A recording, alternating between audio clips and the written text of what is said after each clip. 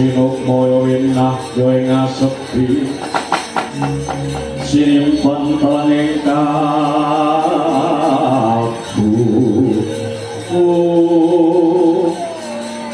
nyuwun pangapunten menika sampun bibar serat wonten priyantun ingkang rawuh keparenga kula badhe nyuwun katrangan panjenengan menika sinten Raden Ayu Kidemang aku mbok rondo iki muridku anakku kabeh nuwun sewu lajeng keparingipun menapa kula menika demangi jlapa ingkang waosi wonten ing kademangan Mananggan mriki Kyai ana mulunge penggalih dina iki aku kepengin bakal nusui nderek nginep ana dalem kene sewengi wae yo Kyai badhe nyipeng wonten mriki iya Kyai tobat mbok mun kana karpete digelar mbok tobat menapa gadah karpet wontenipun namung kepan lah dek wingi gajeke kok ijek kasur-kasur akeh teng bolong-bolong ya di kana digelar kok tobat sampun nampa kasuripun wis anane digelar sanduwine kasur-kasur amon wis apa-apa iki mesakne kok pengen nginep ana kene ngono iki ya cacake kok padha luwe dadi golekno panganan sing ana saenene goreng-gorengno pitik apa-apa ngono menapa gadah ayam lho gledik none tangga nek kira ora duwe jaluk Pak Lurah kuwi ternak ayam akeh ayame wis ana jaluk Pak Lurah ngono ayam akeh blenduk-blenduk ngono nggih nek ora yo gone sarpo ngono yo enak wis kali milih ngono nggih mengke kula gorengke nggih nuwun pangapunten Den Ayu menika nggih menapa kersa mapan wonten ingkang kados makaten batobat namung sare wonten kasuramo menika iya ora dadi apa Nyai lho lah sing gedhe dhuwur niku nggih ajeng tilem mriki mengke yo lela nono aku tak leren ana kene demang jropo kok gek kasurku bedah kok ojo sumelan aku nek turu mesti ngadeg lho turu ki ngadeg iya ora lha iki padha kalih kula kula niku nek turu esuk-esuk nek kadang yo ngadeg niku kowe ngomong apa aku iki nek turu karo apa mesti ora krebake awak oh manten ta nggih menawi katuran nggih monggo-monggo mlebet mriki monggo menika sampun dalu monggo-monggo ngasuh-ngasuh nggih monggo ngasuh wonten mriki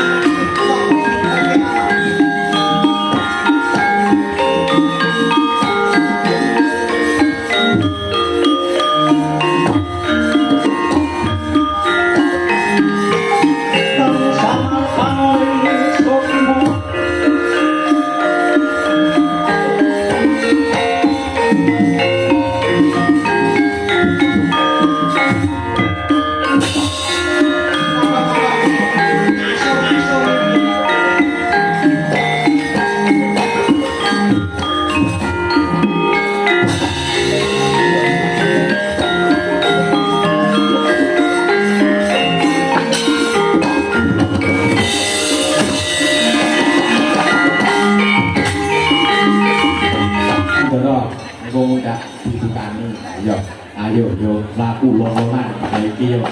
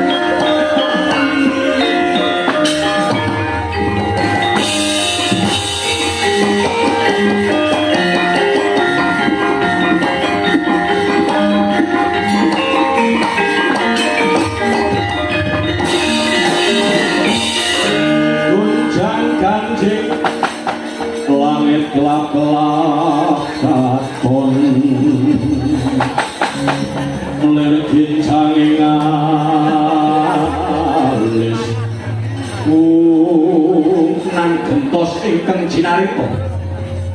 Ora kaya madhep ing negari Kacakra. Nenggih Sang Prabu Baka lumaksana hidrah-hidrah bebrendrongan candane.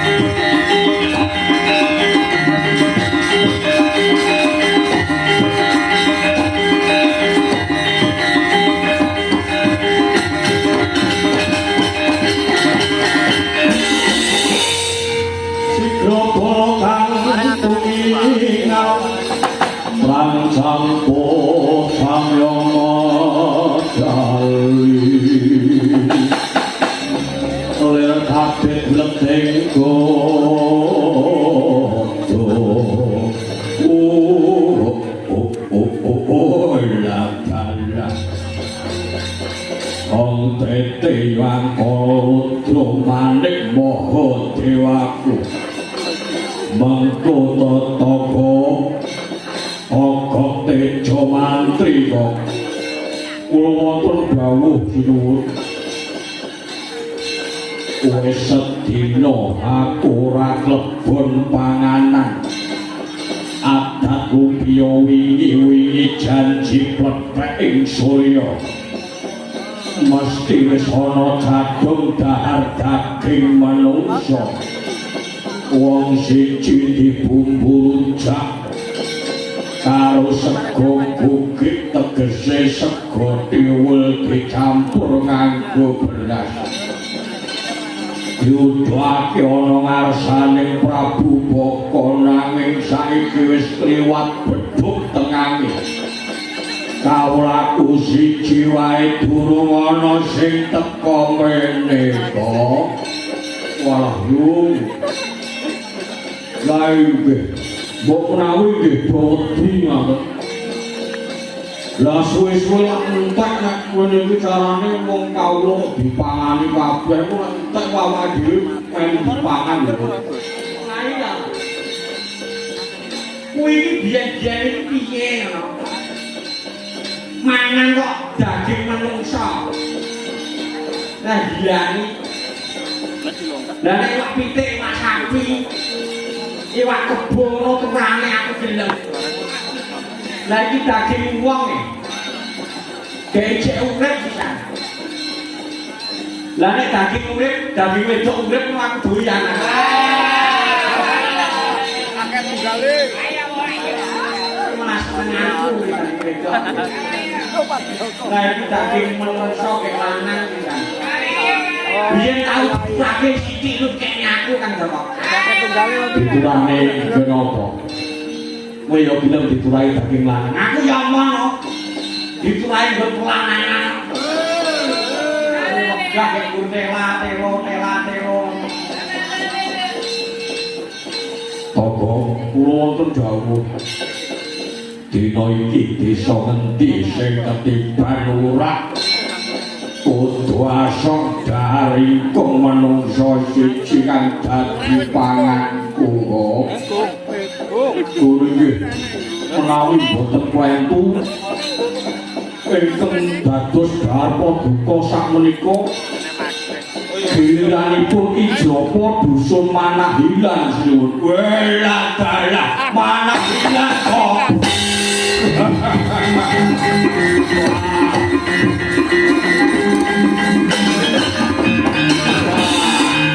besok dadak ngenteni apa gake saiki takokno tak enteni nganti Dewan srengenge tekan suluk nganti ora gelem masuk dar menungsa aja takon dosa tak yatek sak anak putune kok waduh sinuwun kowe ingkang sowan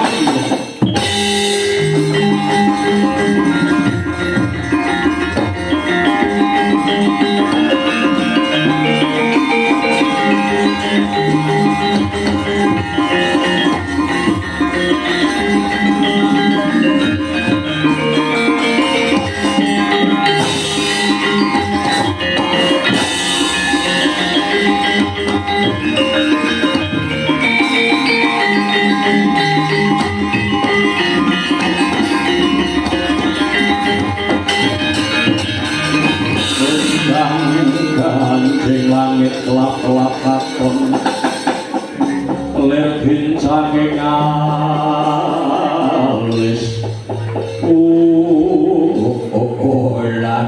la pate nganti loncong wis payu mono pari gawe apa turi ngaturi kawuningan bilih ing madyaning alun-alun wonten sowanipun Depangi Jropo beto gerobak isinipun sekul gurih kaliyan ngantri putranipun ngaturaken dedaharan kunjuk paduka ing sinuwun dalah yen kaya mangkono ayo dipapakake kaya apa sing dadi panganku patih monggo dherekaken sinuwun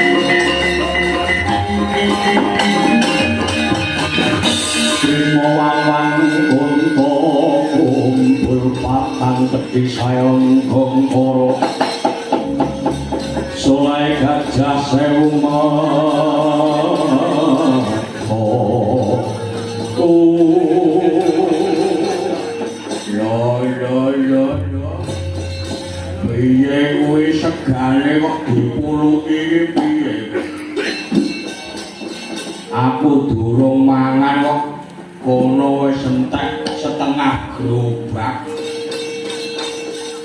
Gus, apa kowe sing anake Demang Ijlopo, Gus? Iya, aku anake Demang Ijlopo. Lah kowe gawakne sego kok malah mbok puluhi dhewe iki piye kowe? Iya, kowe aja akeh-akeh segane. Kowe mangan aku wae aku wis dibuboni saka omah. Iya nek kowe madhep rene to. Aku ben roh rupamu ngono. Dadi arep tak pangan iki nek weruh rupane iki lak tambah enak. Engko gegek ketoke saka mburi pawahanmu gedhe dhuwur, engko kok ngarep duwe katake. Ora selera aku. Ndang to. Sedhelo ae madhep rene. Aku moh. Lemah piye to? Saka mburi wae malah tambah enak. Aku ora kulino kok mangan kok mburi kok. Kulin aku kok ngarep ya. Ayo sedilo ae kene tak pangan ning gubuk asmara kok piye? Dadi aku panganen. Aku wis dibuboni saka omah. Lah iya ndang ae kok. Aku selak ora betah pengen mangan kowe. Waduh wis ngintir-intir. Yo, kaki kowe kang mangap. Piye? Kowe kang mangap iki segane tak lungke kowe. Yo ndi? Segane kaya apa? Yo segane.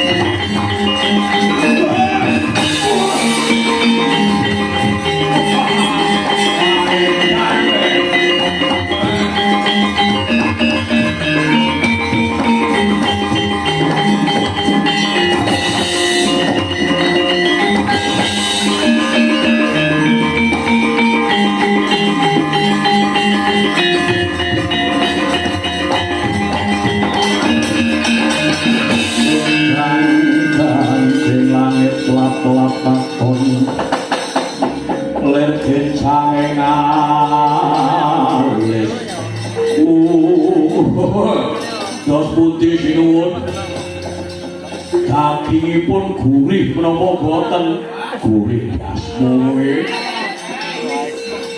Wong kene iki dikepruk globak gurih. Nanti brendel.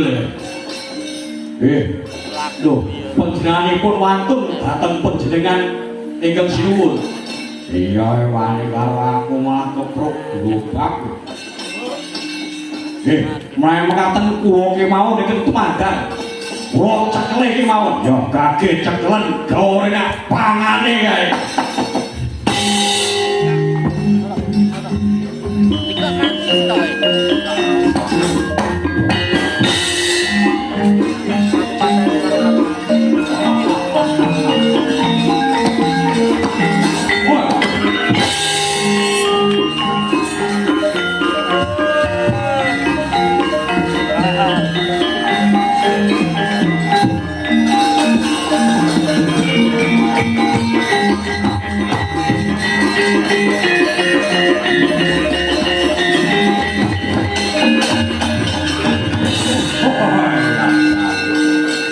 Gus, kowe wanine lah kok kowe kemendel wani ngebuk kereta menyang ingkang sinuwun Prabu Baka kowe.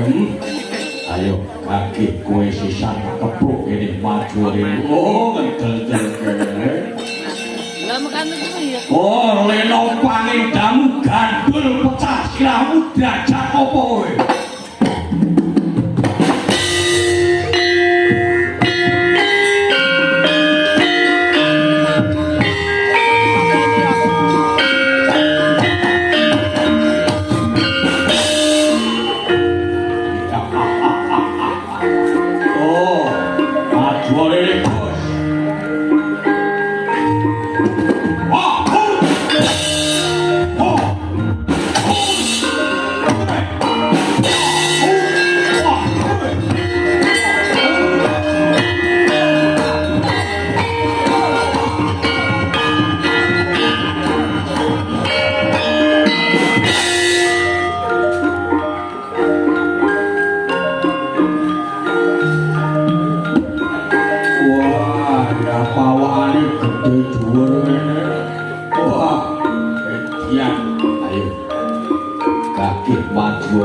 Oh, tigong kerat pecah dadamu maju. Oh,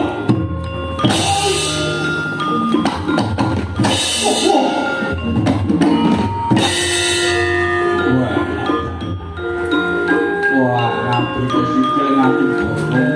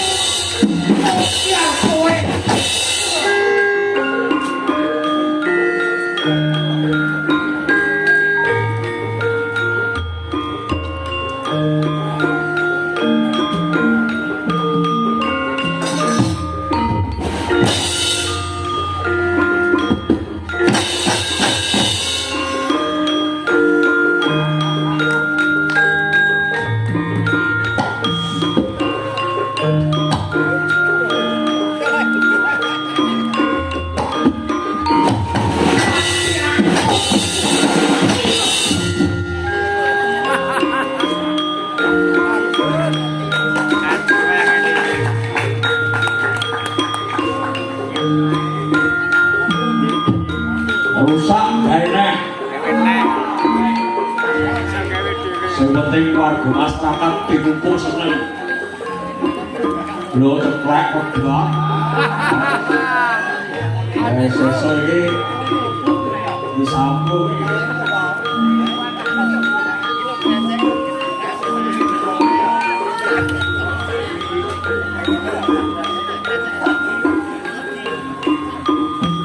Wah, parah kowe. Dadi maju regane atiku. Oh. Tapi dan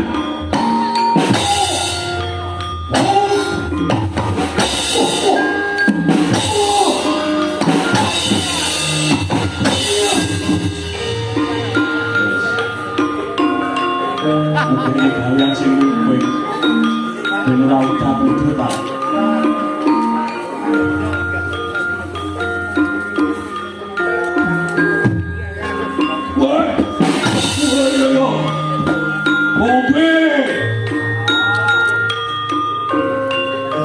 Film apa, Bos?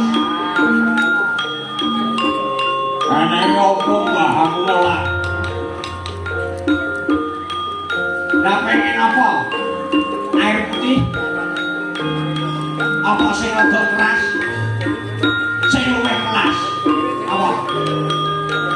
Bunene biar apa ciu to, Mbak?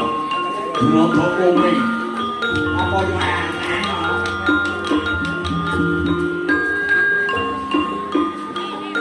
Saya tak golek bir. Ora nek bir, anek blok iki ya. Iki apa iki nah? Bote mriki culo e. Iki dote angkat putu blok. Putune nek sarpo. Kelas SD jangan Enggak ada sih, adanya aku Bos. Kok wis rasa manja diombe. Wis ae nangis apa-apa.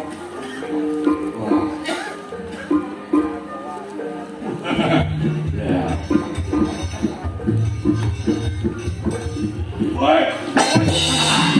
Ora cek. Kene maju rene.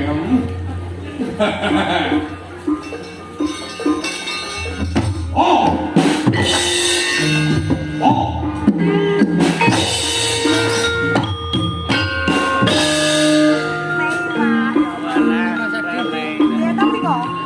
Saya tak mau bisik kelai.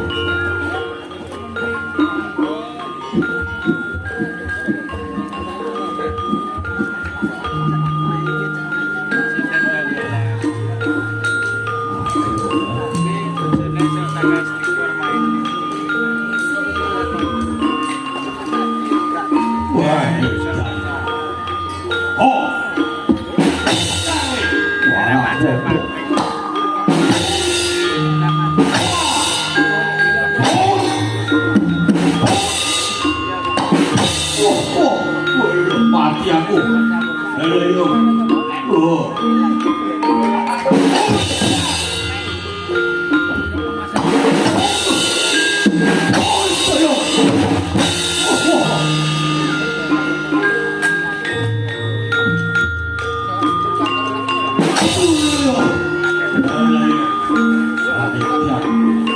Hubungin koncoku, Pak. Apa, Bos? Foto, Pak. Oke,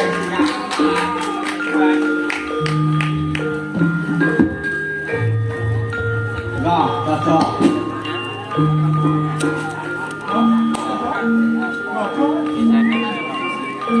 Foto Pecah sirahmu.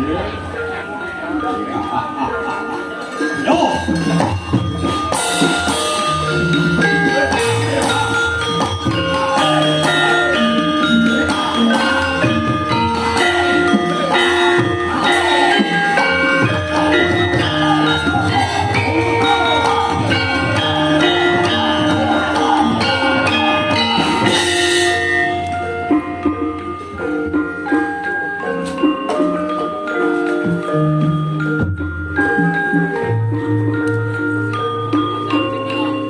Ayo, ketaman godo pecah sirahmu. Kaki taman lori, oh hilang nyawamu. Oh, oh,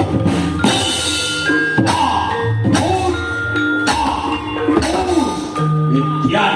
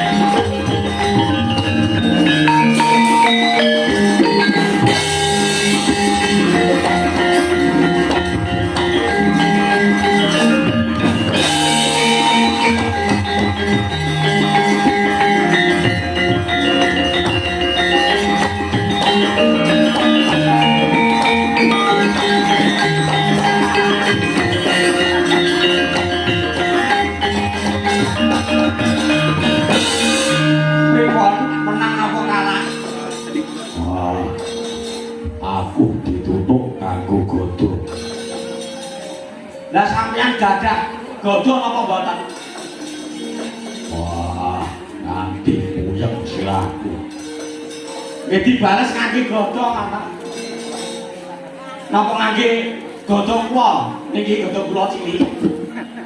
Niki dikampungke ngoten. Cilik ning sabetane penak iki. Wah, aku duwe godho dhewe. Tak sendek karo kapuo. Kowe kaki mikir tepuk godho ilang nyawamu.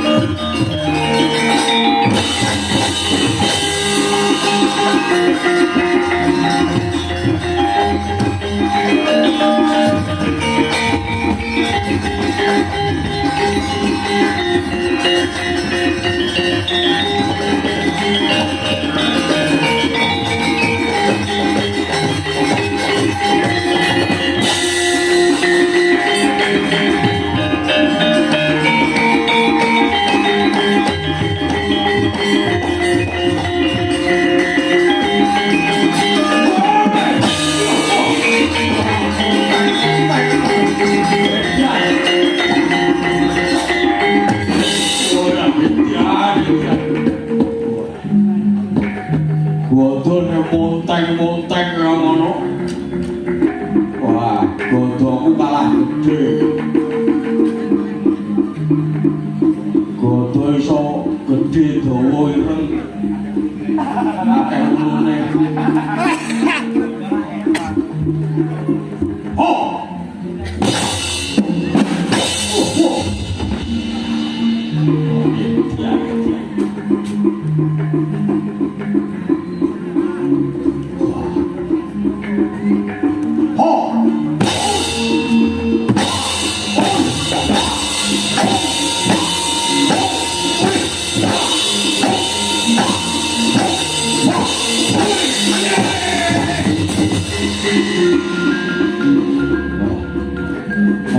Kanan Mas.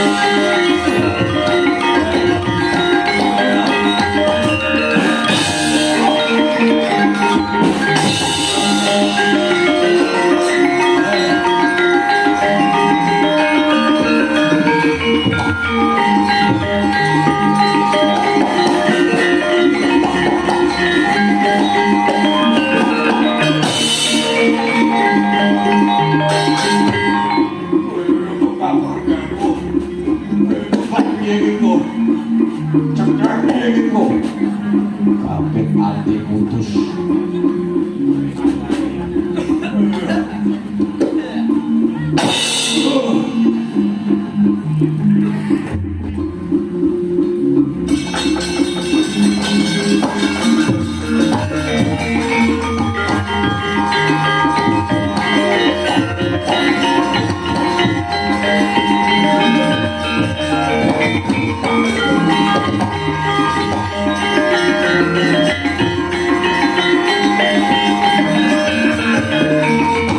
Waduh, Raden.